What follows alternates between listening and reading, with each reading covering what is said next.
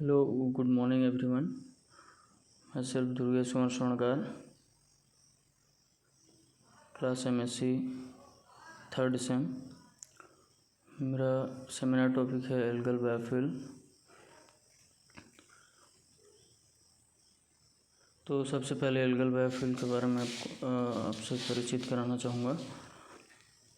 Introduction. Algal biofuel liquid गैसीय fuel के विकास हैं।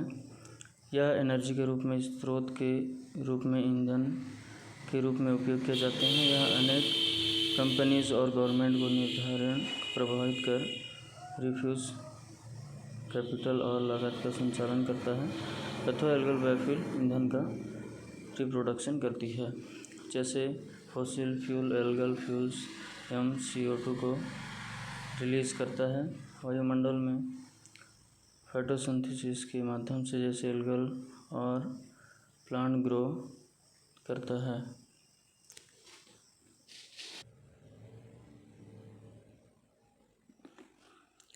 और फ्यूल का निर्माण करता है। हिस्टोरी। 1942 में हार्डन और विच नामक वैज्ञानिक ने इसे खोजा था। इसे फूड और फ्यूल के लिए लिपिड के स्रोत के लिए माइक्रो एल्गल को ग्रो करते हैं। बायोफ्यूल शैवाल ईंधन या शैवाल ईंधन प्रकृति स्रोत के रूप में उपयोग किए जाते हैं। यह जीवाश्म ईंधन के लिए एक विकल्प है। एल्गल कंपोजिशन के द्वारा डिकम्पोज होकर बायोफ्यूल में बदल जाती है। फ्यूल में कन्वर्ट करने के लिए कुछ तकनीकों का उपयोग करते हैं, जिसमें सेल का वह भाग जहां लिपिड या ऑयल प्रेजेंट होता है, जिसके द्वारा ही एल्गल बायोफ्यूल का फॉर्मेशन होता है। बायोडीजल एनिमल या प्लांट के इस पार्ट से प्राप्त किए जाते हैं जिससे ऑयल या लिपिड प्रेजेंट होते हैं। कुछ स्पेशल टाइप के एल्गल जैसे माइक्रो एल्गल क्लोरोफाइसी के सदस्य क्लोरोफिल प्रेजेंट होता है। इसके बॉडी का 60% या उससे अधिक भाग होता है।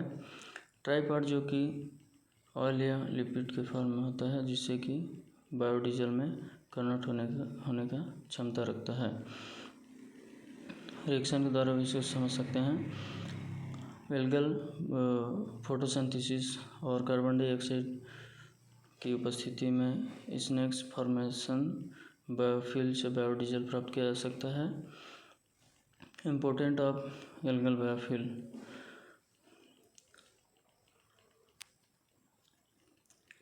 शैवाल प्रकाश संश्लेषण के माध्यम से वातावरण में कार्बन डाइऑक्साइड को हटाने के साथ साथ वह ऊर्जा संकट को भी दूर करता है। यह जैव ईंधन के लिए भी एक अच्छा विकल्प है।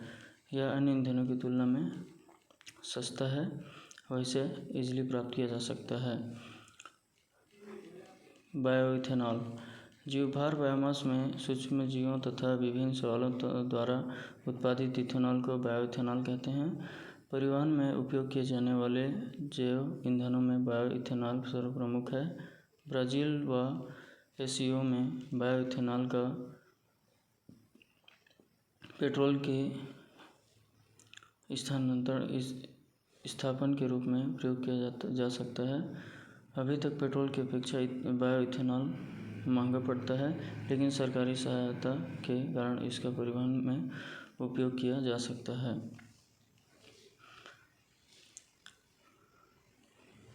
परिवहन के लिए उपयोग होने वाले जैव ईंधनों में निम्न मुख्य स्रोत होने चाहिए।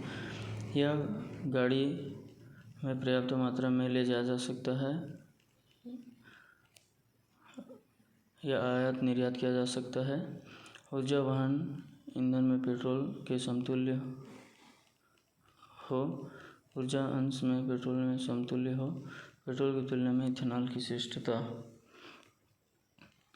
इथेनॉल की latent heat of vaporisation petrol की अपेक्षा अधिक होती है। इसके कारण ईंधन में कन्वर्टर में बहुत कम स्थानांतरण की आवश्यकता पड़ती है। इथेनॉल की ऑक्टेन संख्या जो कि 99 होती है, पेट्रोल की अपेक्षा अधिक होती है। पेट्रोल में 80 से 100 होती है। इथेनॉल का उपयोग करने पर ईंधन में इमिशन में हाइड्रोकार्बन की मात्रा पेट्रोल की तुलना में बहुत कम होती है। इथेनॉल का प्रज्वलन ताप 45 डिग्री सेंटीग्रेड जबकि पेट्रोल में 18 सेंटीग्रेड की अपेक्षा काफ़ी अधिक होती है। अतः इथेनॉल पेट्रोल की अपेक्षा सुरक्षित होता है। किसी पदार्थ के प्रज्वलन तापमान पर उसमें आग लग सकती है। इथेनॉल की कमियाँ। इथेनॉल के वाष्पन की मुख्य ऊष्मा अधिक होने के कारण इस पर चलने वाले इंजनों की सर्दियों में चालू होने में समस्या होती है, जिसे करंट के द्वारा गर्म किया जाता है। इथेनॉल हवा में पानी सोख लेता है, जिससे जलन में कठिनाइयाँ पैदा होती है। इथेनॉल का रिकवरी प्रोसेस खर्चीला होता है तथा इसमें काफ़ी ऊर्जा की खपत होती है। इथेनॉल में चलने वाले ईंधनों पेट्रोल पर चलने वाले ईंधनों की अपेक्षा 10% अधिक उपयोग करते हैं। Recovery of ethanol. Formational method में इथेनॉल की प्राप्ति डिस्टिलेशन द्वारा होता है। 95 से कम इथेनॉल वाले जल एवं इथेनॉल की सांद्रता द्रव में इथेनॉल की सांद्रता की तुलना में अधिक होती है, अतः बार आसवन में 95% इथेनॉल की प्राप्ति हो जाती है।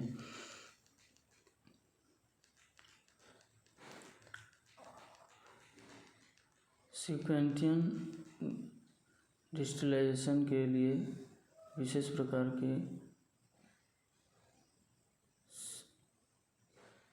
सेटेनाइडल डिस्टिलेशन कॉलम का प्रयोग किया जाता है। यह कॉलम कई आसवन में घिरा होता है। इसके सबसे ऊपरी कक्ष में 95% इथेनॉल की प्राप्ति होती है।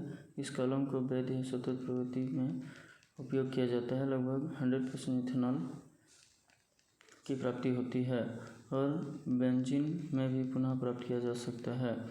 शुद्ध इथेनॉल की प्राप्ति में काफ़ी ऊर्जा लगती है, इससे इसकी लागत बढ़ जाती है।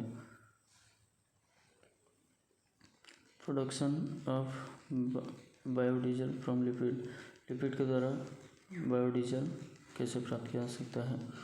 यह किन चीज़ों से? कई पौधों जैसे सूरजमुखी, सरसों, अलसी, सोयाबीन आदि के बीजों में तथा कई शैवालों में लिपिड एकत्रित होता है। इसमें बहुत ऊर्जा होती है।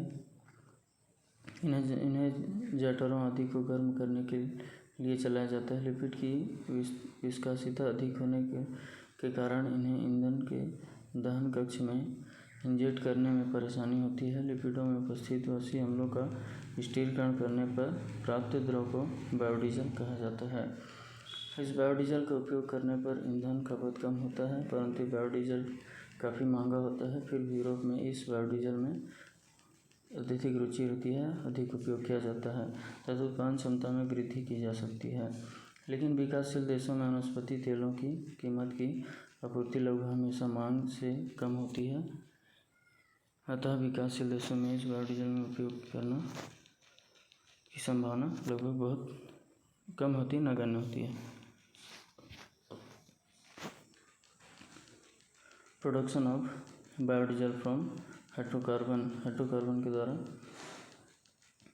बायोडीजल प्राप्त करना। कई पौधे एवं शैवाल हाइड्रोकार्बन एकत्रित करते हैं, जैसे कैपेकेरा, मल्हीजुगा मूलतः ब्राज़ील में पाया जाता है। इसकी जड़ों में उपस्थित गांठें नाइट्रोजन फिक्सेशन करते हैं। यह 30 m तक ऊंचा होता है और रबर वृक्षों की भांति वर्ष में 2 बार इसका टॉपिंग किया जा सकता है। टॉपिंग में बड़ी मात्रा में प्राप्त द्रव डीजल में काफ़ी मिलता जुलता है। बायोडीजल का शायद कुछ समुद्री तथा फ्रेश वाटर एल्गी भी हाइड्रोकार्बन एकत्रित करते हैं। एग्जाम्पल के लिए कोशिकीय शैवाल वॉटरकस वेरोना अपने जीवभार का 75% तक हाइड्रोकार्बन एकत्रित करते हैं। कई अन्य लाल भूरे एवं शैवाल तथा फाइटोप्लैंक्टन आदि भी विविध वर्णों में हाइड्रोकार्बन एकत्रित करते हैं। इन सवालों को हाइड्रोकार्बन उत्पादन के लिए बड़े पैमाने पर उगाने की दिशा में शोध चल रहा है। Biological hydrogen. ईंधन के रूप में हाइड्रोजन के कई आकर्षक गुण हैं। इनके जलने पर केवल जल वाष्प बनता है तथा प्रदूषण नहीं होता। परिवहन ईंधन के रूप में इसका उपयोग आकर्षक है क्योंकि इसे धातु हाइड्रोजन के रूप में भंडारित कर सकते हैं, जो कि सुरक्षा की दृष्टि से भी उपयुक्त है।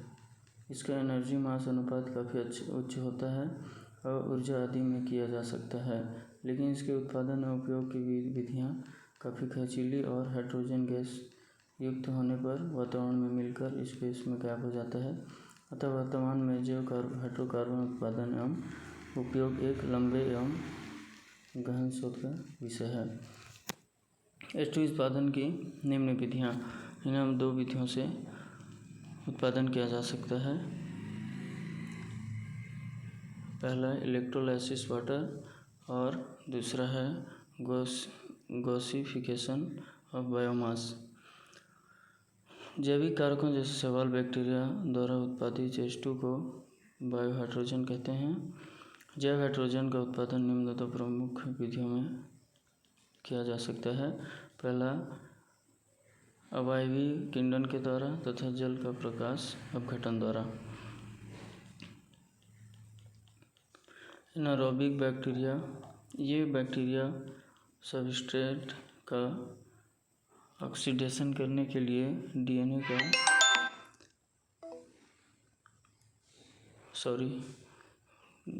का रिडक्शन करते हैं।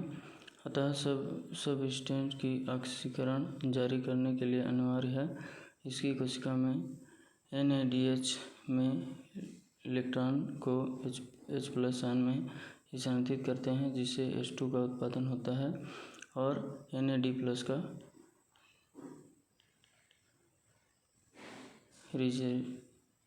रिजनरेशन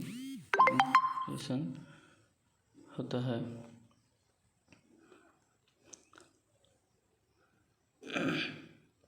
10th नंबर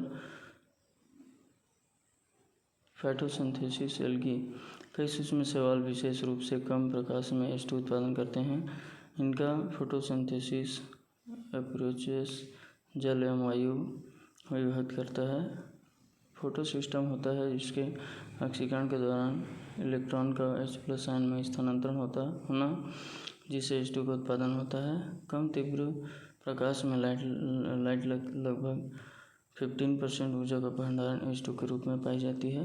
इसकी दक्षता काफ़ी कम होती है। In vitro photosynthesis approach